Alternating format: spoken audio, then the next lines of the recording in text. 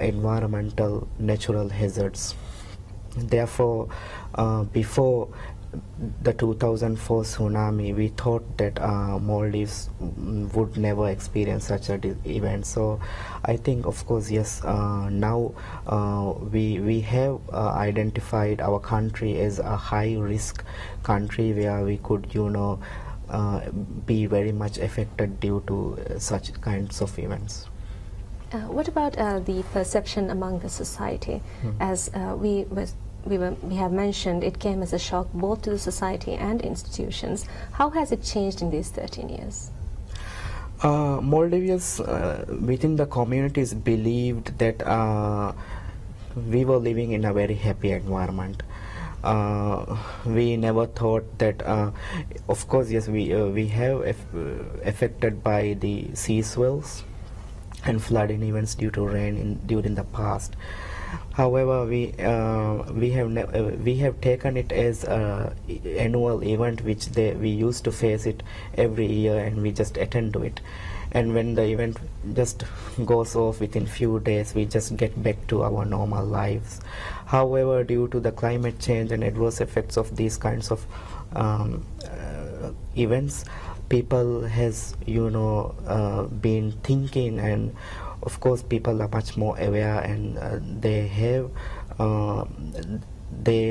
used to talk about the risk among their neighboring, what is happening to our island and all these things.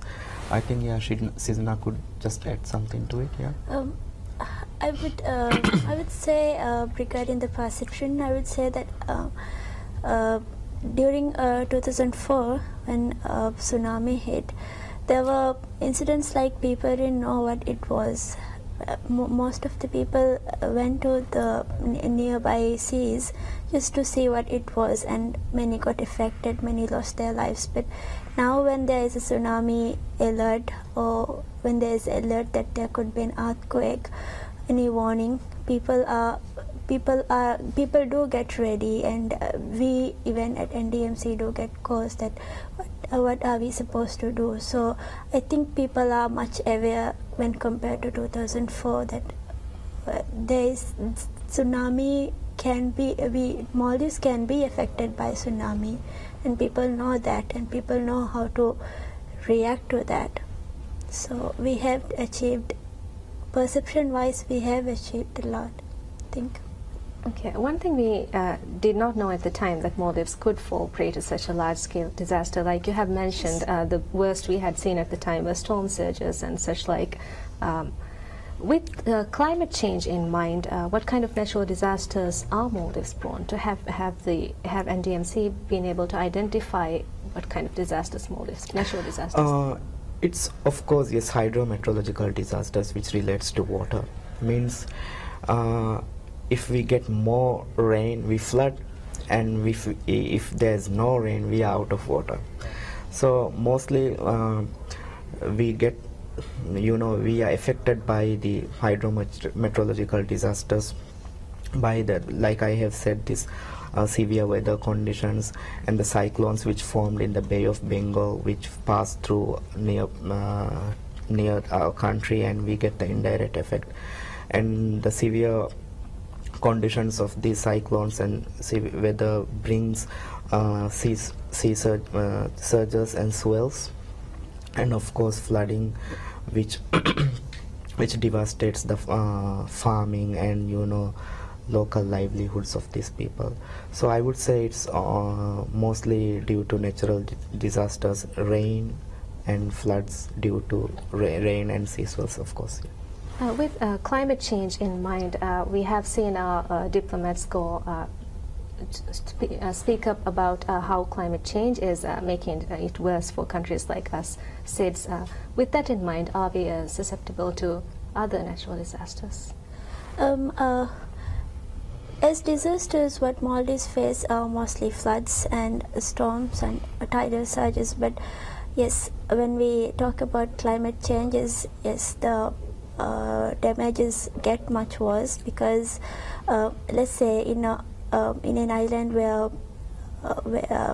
storm surges are affected or tidal surges are very usual, but then when due to climate changes there is the soil erosion. There is erosion that causes part of the island that has been removed, and that causes more damages during the tidal surges. So climate change has its parts too during the disasters.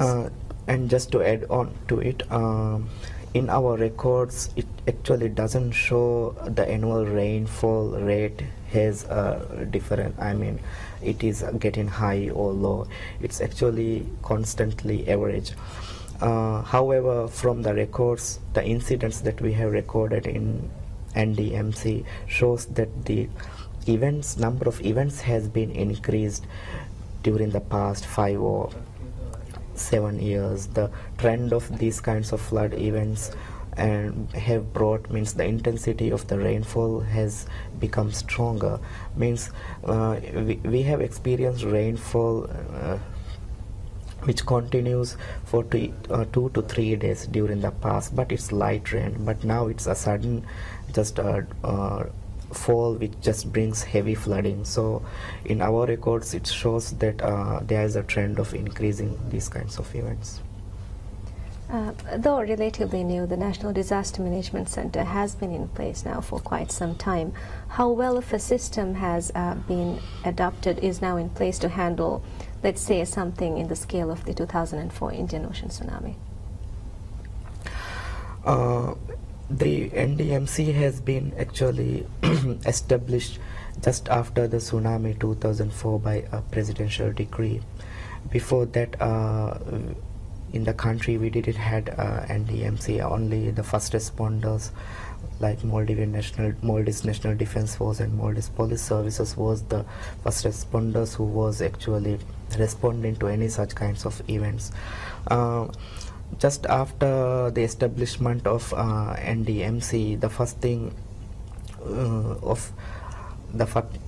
mandated to our office was to develop a National Disaster Management Act, which I would happily like to say that it has been ratified and has been published and we are implementing it. So that's the biggest achievement that we have made so far. The Act was ratified in 2015, I understand. Could you give us a picture of how much has been implemented and what provisions it has? The Act also highlights that the National Disaster Management Center would be a coordinating body during any disasters where the other stakeholder agencies would plug into our system and coordinate. We would be the main coordinating agency among the other ministries and stakeholders. Actually, it clearly states the roles and the responsibilities of all such stakeholders who would work along with National Disaster Management Center during any crisis. You may know that disaster management is not a single ministry or National Disaster Management Center alone could not conduct any activities or could respond to any of crisis alone. So it's actually everybody's business. Each and every organization would have a role in coordinating and attending to any such events. So it clearly, the bill actually clarifies and clears all the roles and mandates of each and every organization. I also would like to add that we are currently in action to develop our National Emergency Operations Plan and National Disaster Management Plan, which is stated in the Act. So that's also in process, and we hope to see it being published very soon. When we studied tsunamis and such disasters in school, say high school, in terms of preparedness or precautionary measures, the only thing we were taught were like for tsunamis, you have to go to find a high place and stay there. But with Maldivian geography in mind, we very well know that there are no high places to get protection from a tsunami here. as we celebrate the 13th anniversary of the Indian Ocean tsunami, what are the options in case of such a disaster? This is one of a very oftenly asked questions directed to me while we used to travel abroad. The interesting thing is that let's take an example, the most neighboring countries. If alert warning has been issued, the communities would get instructions to move away something like 300 meters inward or just move to a higher land, as you have said. But yeah, when for us it's very much different, right? Means if our community gets a alert warning, such like a alert warning, and we are being informed to move 300 meters inwards, then again we would just stay at the other end of the island and we will end up in the sea again.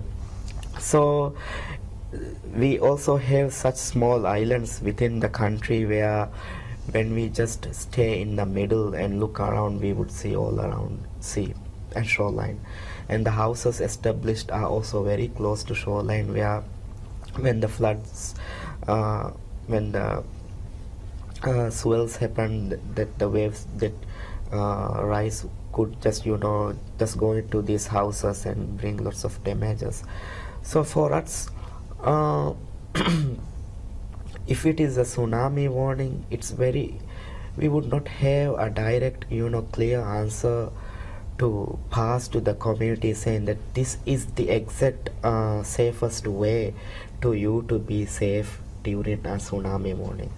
However, we have experienced during the tsunami that the fisherman who was out for fishing at the same day didn't actually felt anything such bad was happening to the country, and after they only knew it once they came back to their island. So that's one thing that we have known, that means just moving to the ocean would be an option, means it's much safer than staying in the island. However, the people have experienced during the tsunami that there were some people who actually got their lives saved by holding a coconut palm, or just who has used the schools and mosques as safe shelters, because at the time these were the buildings which were safely built. The mosque was strong and the schools somewhat had two-story buildings, so these were the places that helped them out to save their lives. So for Maldives, I think yes, we still need to this can be discussed among ourselves to identify or know what would be the option or survival methods if a tsunami warning has been issued. How capable are we as communities to let's say transfer whole island communities into the open water in case of such a disaster? Do we have the resources to do that yet? The first thing I would say that there are island communities where they know that if they are able to move into the oceans, they could be saved. But the question here is that they don't have so much vehicles. There are like something around 2,000 or 3,000 people in the smallest islands, so it's almost impossible for us to move everybody out of the island. So I think for us now that's a topic that we are to discuss and find a way out. But yes, as his son said, that for right now we could say that the one best way is to just hold up onto trees or coconut palms, or you can also climb up to the highest story building that we have. That's the only option we have for now. And just to add on to it, the easiest answer for your question is that no, for right now we won't be able to evacuate the whole community to the open sea, because of there's no mechanism, you know, which has been established within the communities, and we think that there's more studies and things needs to be done further. However, just after the tsunami, the infrastructure which has been rebuilt in the islands has been built in such a way that, if you just take an example like Vilufushi or the Wafaro, where the whole island has been re-established, these islands has such infrastructure where people could use the multi-purpose community buildings, schools as safe shelters.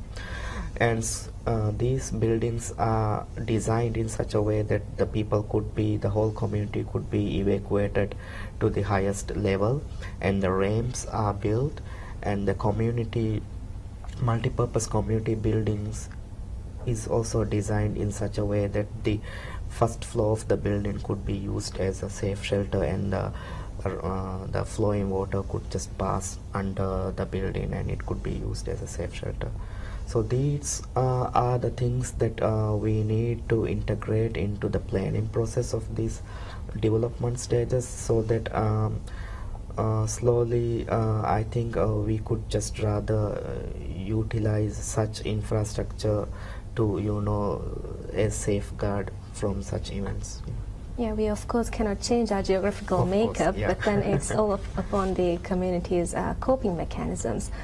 Considering how the coping mechanism was 13 years back, how has it developed among communities, especially those which are more vulnerable to disasters than others? Yeah, you can accept. I would say that especially in those islands where those were affected by tsunami, they actually know that we have a list of islands, and then we have the most vulnerable islands which could be affected by tsunamis. If we get a tsunami from the side of Sumatra, or maybe on the other side of the country, so we have the list of islands which could be more damaged. So those people, they know that the island could be damaged comparing to the other islands, so they are ready. They actually know that this could happen to their island, and they are ready to cope with the disaster, as in they would know how to bring up all the people to the one assembly point, or to provide shelters, or to provide other necessary helps if required. So as such, people are aware about disasters. And I think we have established very good relationships with the council members, as well as we have disaster focal points established in the islands.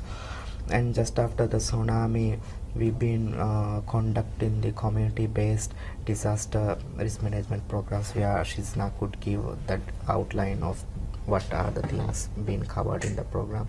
This program actually has been conducted in 52 islands, where people, the whole community is being invited to participate, and we used to pass every incident, alert messages, bad weather information to all these focal points, as well as to the council members. And in our office, there is a mechanism established where we could actually pass the alert messages and the guidelines and, you know, precautionary messages, where the island councils could get it to their phones and just take precautionary actions and save their, you know, community. So such things has been established, and also the query folder which we have prepared has been already dispatched to the island council, where they have the SOPs, forms, everything inside in one folder, where they could just utilize, and within first 24 hours they could report such incidents to the disaster management center, so that we could take action as fast as possible. Also, we have established connection with the first responders, and we have been working very closely with Maldives Red Crescent, Maldives National Defence Force, and the area commands, where we could just pass any messages and we can get information from the area commands if there is a alert which has been issued to certain atolls or group of islands where we could just take care. So people are very much aware and are very sensitive to any such kinds of weather alerts now. So we've been people nowadays used to know what to ask and what kind of action needs to be taken for any such incidents. Thank you very much for sparing some time from your busy schedule to be with us. This is Nasma Abdul Mohsin signing off, hoping to see you again to discuss yet another issue of national importance. Thank you for watching. Have a very pleasant day.